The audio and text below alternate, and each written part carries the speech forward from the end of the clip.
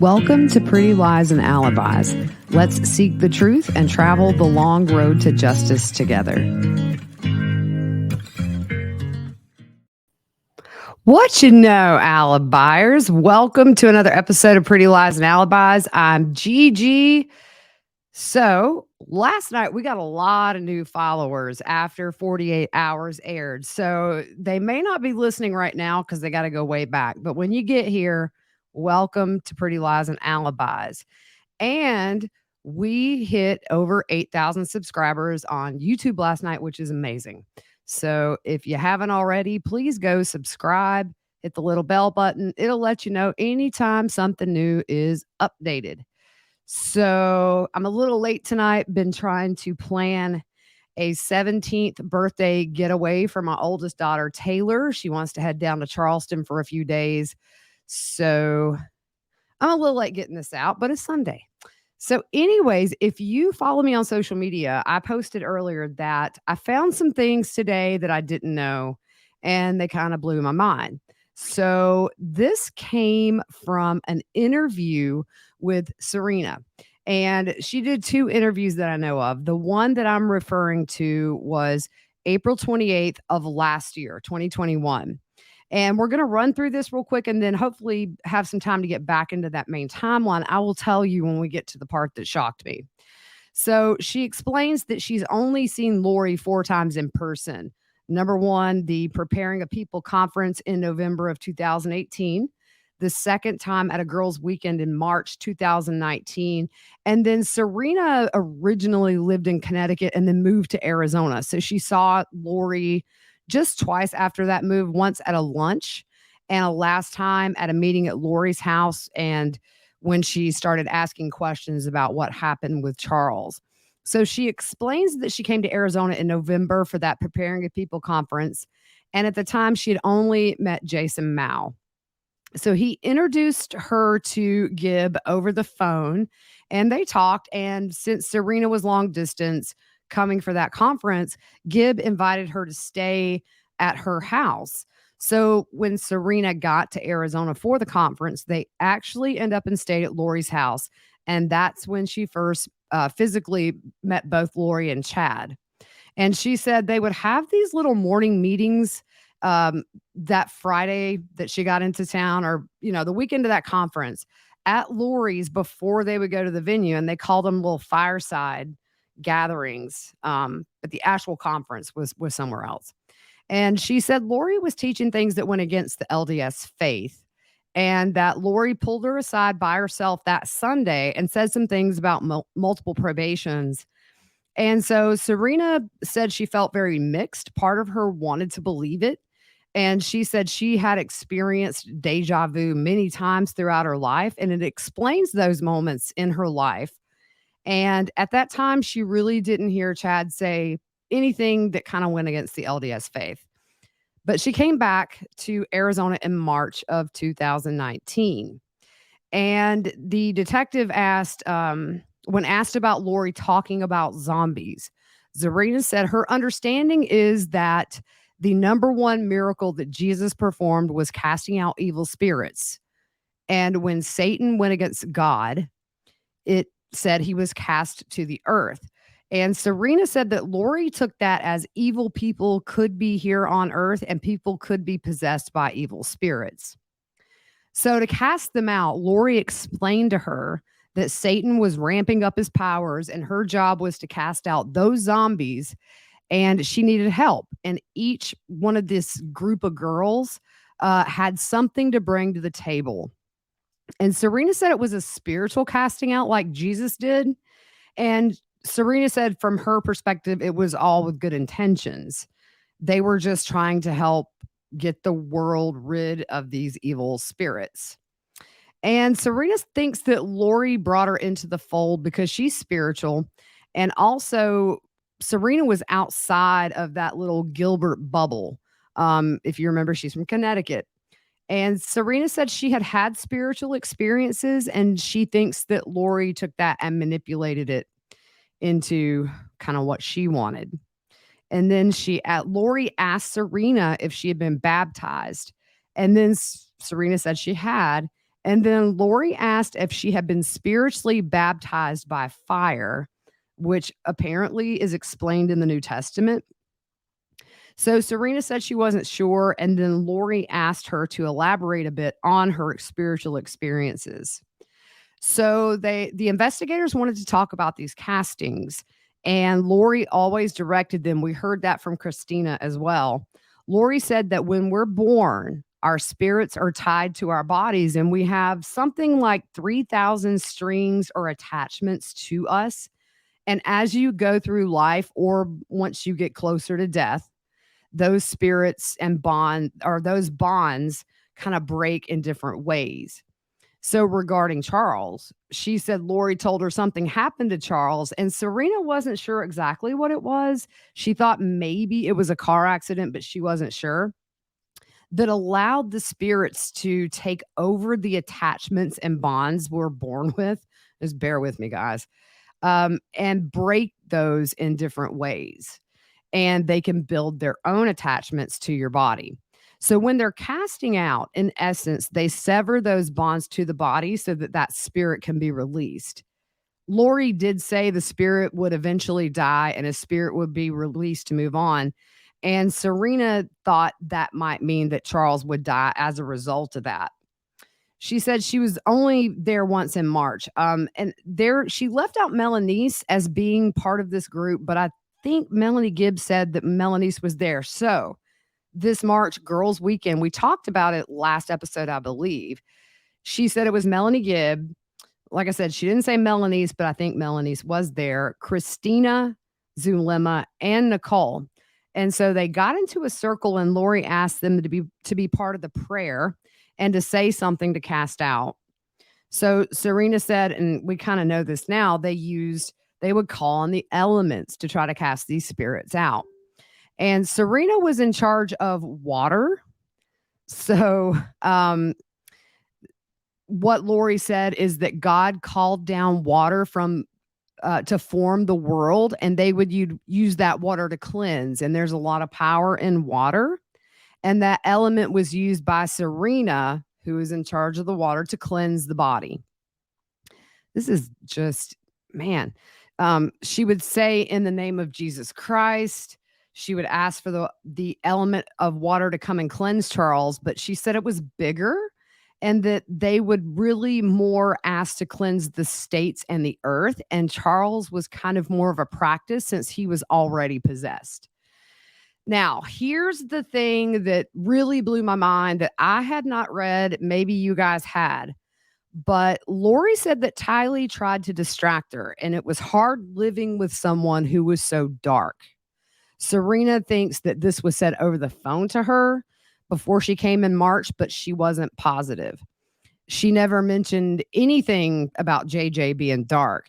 But remember in the last episode, sometime in the spring, which would be kind of around this time, Melanie Gibb was on the phone with Lori, and Lori called Tylee a zombie, and Tylee overheard it and says, "Not me, Mom," which was because Tylee didn't want to babysit JJ. And she also had told Melanie Gibb that Tylee had turned into a zombie when she was 12 or 13.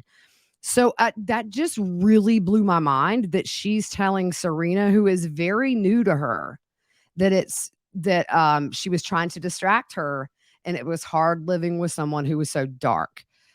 I mean, yeah. So if you guys have heard that, let me know. This was in the interview that's on YouTube. It's the second interview. You can watch it, but I was just blown away. She explained that they would go in a circle. Lori would always start it off. She said they did one casting over the phone, and it was a general one of the state things where you're ridding the state of zombies. Melaniece was on for that one. And Serena said she got kicked out because she asked too many questions about the whole zombie circle thing. And she said she wasn't completely comfortable with it, but she put it aside.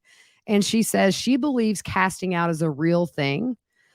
Serena also asked a lot of questions about who's light, who's dark, and the whole probation thing, which Serena said was coming 100% from Chad. And the other thing, she also said at one point she couldn't remember if it was this time or the next time that Lori was worried about Tylee. And Serena said she couldn't remember if Lori said Tylee was dark or possessed, but she thinks that Lori said Tylee was dark and it was Charles that was possessed. Here's another thing. She said Lori mentioned Tylee being dark multiple times. And she said part of the reason was because of the abuse Tylee suffered. But she said it was hard because Tylee was a constant disruption to her mission. That is what blew my mind to hear what a minute ago I just said about Tylee. And then, she's a constant disruption to Lori's mission. I think Tylee called a spade, and this is all hogwash. And like Tylee ain't here for this, y'all. So they were telling Serena light and dark numbers for her own family. She didn't like that at all. Lori had told her that she had no need for repentance.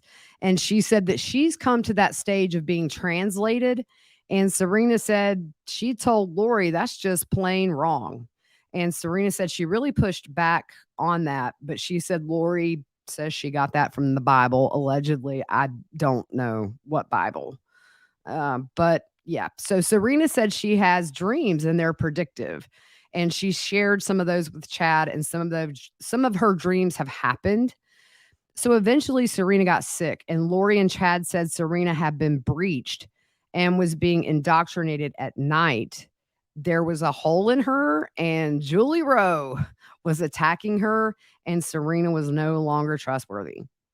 Serena said that her and Zulema were close, and that Zulema was actually assigned to her to take care of this problem. And she said Zulema was 100% on board with Chad and Lori at this point. She estimated that she talked to Chad 3 times in person, once at the Preparing a People conference in Arizona, once in Boise. And Serena said her and her husband went to Rexburg to find a place to move, and she met him there. She emailed him and maybe texted a few times, but she really just can't remember about the texting. And they talked on the phone once or twice about spiritual stuff. And she said with Chad supposedly being a visionary, she had never met someone like that before. So she would ask him, what do you see for certain things?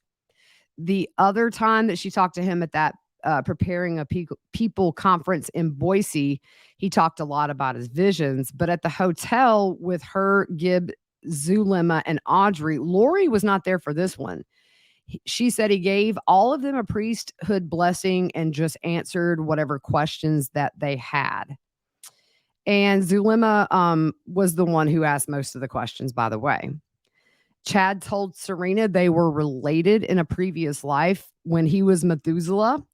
His daughter was Lori, and Serena was Lori's daughter, so she was his granddaughter in a previous life. She said she got pushed out of the group after she saw Lori maybe once or twice after moving to Arizona. And she said actually she did not want to move to Arizona because Lori and her crew were there and weren't talking to her, but they felt like Arizona was where her and her husband felt that was where they needed to be. But she said Zulema had a welcome lunch for her, which was she called bizarre. And she said Lori, Alex, Zulema, Melaniece, and Nicole were there. And she said her and Nicole talked amongst themselves, and the rest kind of were at a separate table talking amongst themselves. She was asked about meeting Alex at one of the gatherings at Lori's, and she said it was very casual, and she talked to him. Lori told Serena that she was part of the 144,000, and her and Chad were leaders, and their job was to go and hunt the righteous to restore the earth and prepare for the second coming. She also gave Serena her eternal name, which was Rena, and that name came from Chad. So again, Chad talks about Tammy, and Serena couldn't remember if she heard this first or second hand, but she was told, don't be surprised if you hear about Tammy being in a car accident or dying, because Chad needed her gone to complete his mission. He couldn't do it with Tammy around. Serena said Chad personally said the same thing about her husband in either Rexburg or Boise. She couldn't remember, that he would die because Serena needed to complete her mission. And he didn't say how her husband would die, but she said it made her sick to her stomach, and she went home and cried because she said she believed him. And she said she was so deceived in all of this stuff that she believed in. She said they made her believe she was special and needed because she was chosen. And she said she was in a very lonely place in Connecticut, and it made her feel like she was a part of something good, which goes back to that love bombing. And we've always said on here, it's kind of seems like a group of people that didn't fit anywhere. So when asked, she said she still keeps in contact with Zulema. They recently had reconnected at the time of this interview. Serena apologized to her. Melanie Gibb reached out to her in January of 2020, which, as you guys know, is right when all this hit mainstream media.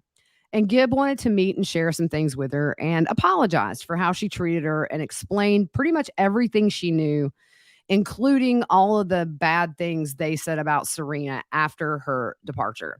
So that was just like huge news to me. I have never heard that about Ty. I knew she had called Tylee dark, but in the way of the mission, it's hard living with somebody so dark. That was all very new to me. I don't know. Maybe you guys have heard it. So we're going to keep going here for a bit. We're going to jump back into this timeline.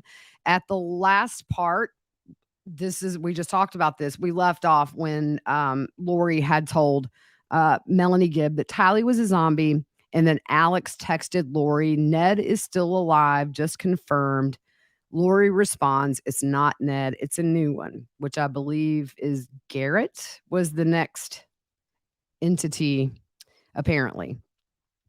So March 26th, Charles texted with a friend about Lori, and these texts were revealed on Dateline.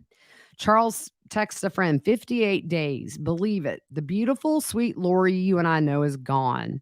She actually believes I'm not Charles. She says an evil spirit named Nick Schneider murdered me and is using me to violate her and her family. Not kidding. Gotta get out of here. So the friend says, holy cannoli, I can't even relate. Who the F is Nick Schneider? The last time I saw Lori, she couldn't say enough wonderful things about, and it dots off, it doesn't say. Charles says, I truly feel there's no good ending for her. Emotionally, JJ is about 4. He will remember bits and pieces, but thankfully not the pain she's put a lot of people through on her mission from God. And he put that in quotes. The friend said, Charles, I appreciate you trusting me with your heart issue. You are safe here. I will continue to pray for you and your family, and you have a friend here that you can truly trust. I have to go for now, and we'll keep you updated. Sleep well, my friend. Go with God. So there are some texts with no timestamps, but Charles says things have changed so dramatically in the past 6 months. Something snapped, and it's so unbelievable and scary. I'm thankful she doesn't see JJ. She wants him and for me to disappear. Seriously. Y'all, it's just hindsight. Wow. Charles says it's the freakiest thing I've ever experienced. She's with a group of people called Woke and preparing a people.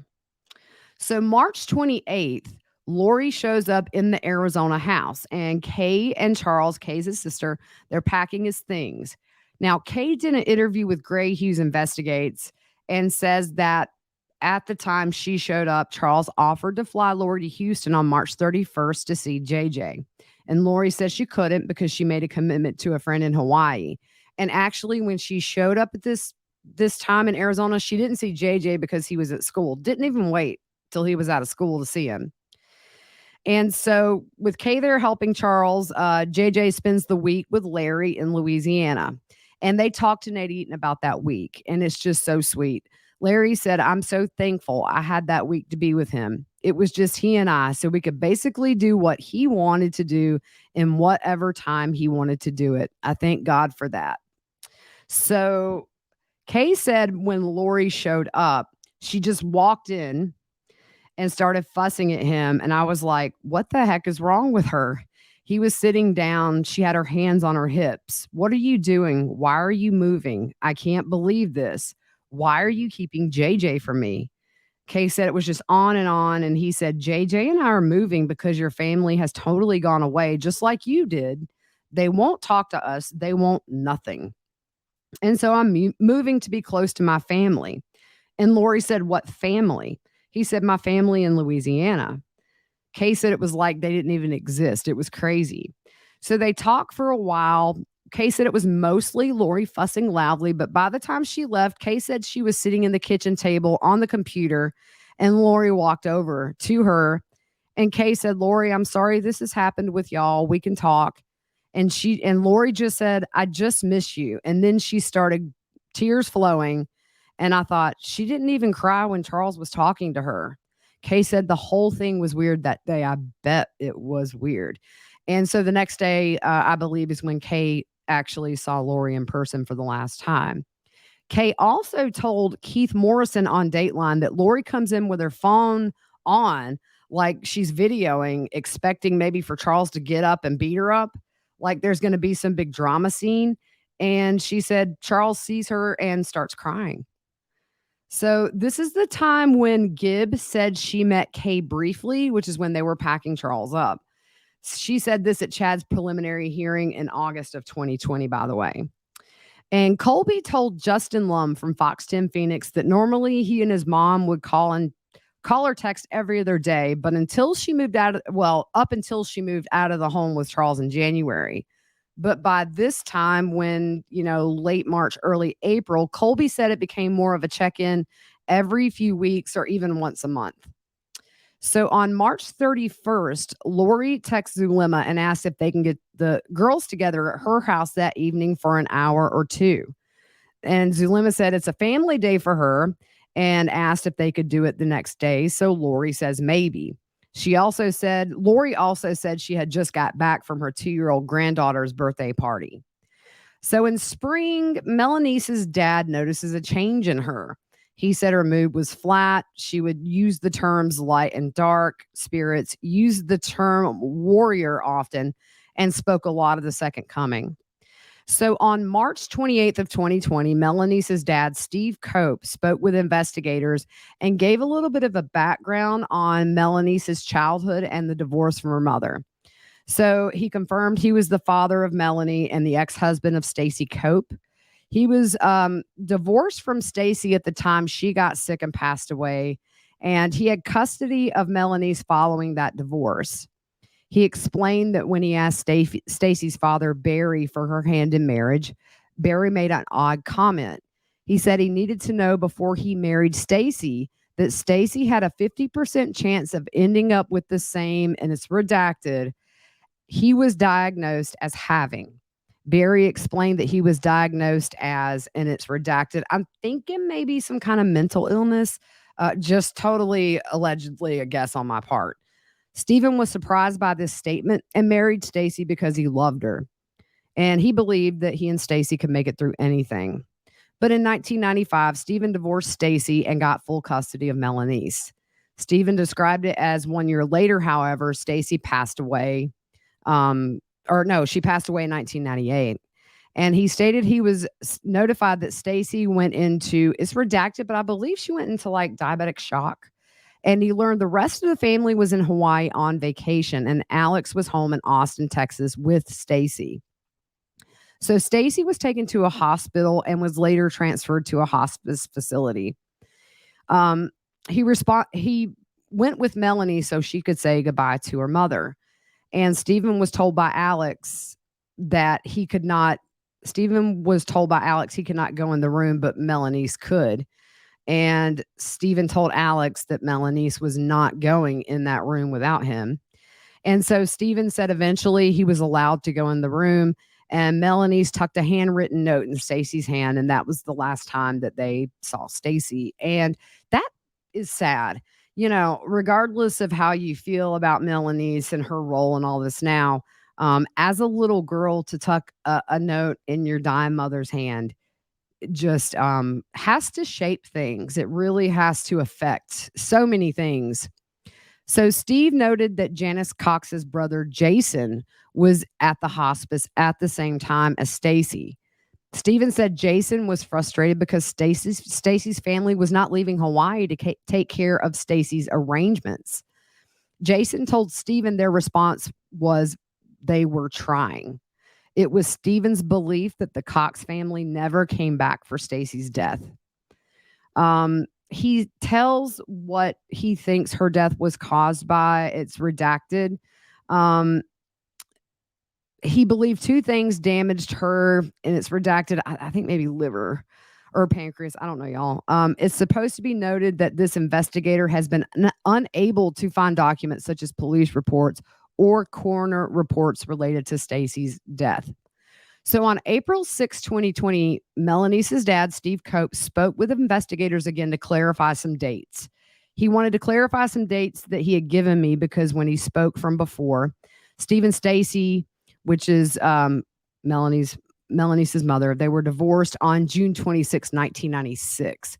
Melaniece was 6 years old at the time, and there was a brief separation of him and Melaniece prior to the divorce when Stacy took Melaniece to stay with Janice and Barry Cox in Rialto, California.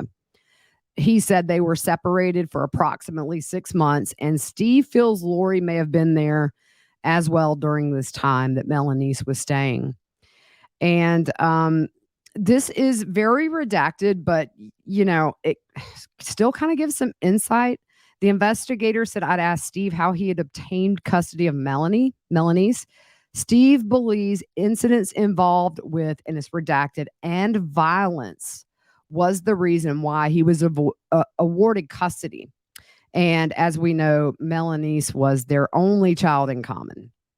So just a few more things and we'll be done with tonight. May 9th, 2020, Melaniece and Ian talked to Nate Eaton from East Idaho News. So she gives her version of the story regarding her history and her mom. She said that her mom almost died when she was giving birth to her due to deep vein thrombosis. When Mel was 6, her dad took her, saying they were going to get gas. She says that her dad turned her mom's power off, cut off her credit cards, and they hid in a hotel for a couple of months. Then a nasty custody battle took place. Stacy fought as much as she could, but ran out of money and then got sick. She said her dad cut off communication with the whole Cox family, and she said her dad told lies about them to her. Lori called and told her Stacy was in a coma and probably wouldn't make it. And then Melanie said, I've always loved and trusted Lori. So much unconditional love from her, and I wouldn't want that phone call from anyone else. After she was 9 and her mom passed, her dad didn't let her have any contact with the Cox family. So Melaniece said her mom had type 1 diabetes and gastroparesis, which means she couldn't absorb nutrients.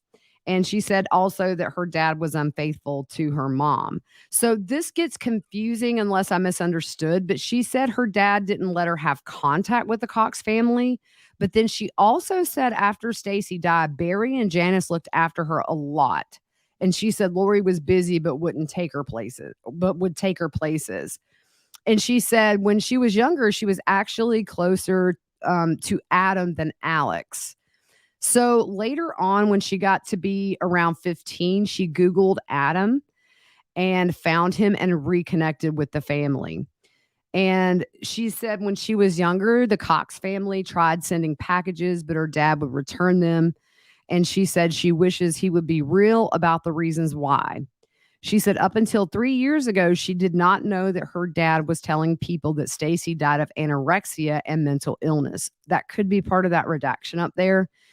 Melaniece said it was manipulation of her not being able to absorb nutrients and that her dad ran with it. She said that's the same thing that's happening with her court cases. At this point, she's still in a custody battle with Brandon for their 4 kids. And she says she has all of her mom's medical records. And she said it's like her own life, where her kids have been taken away from her. So we're going to stop there. And I just, like I said, it just blew me away to hear that about Tylee from Serena's point of view. I just hadn't heard it, but it goes to show you way back in March, Lori's telling people Tylee's dark. She's affecting her mission. This comes in later around the time of the move to Rexburg and some text messages between Alex and Zulema. We will get there. But for tonight, that's it. If you don't mind, like and subscribe on YouTube. Share the podcast if you know somebody who wants to know the case but doesn't know where to start. This is episode, I think, 21. So there's lots to binge. All right, guys, have a good evening, and I will see you guys tomorrow.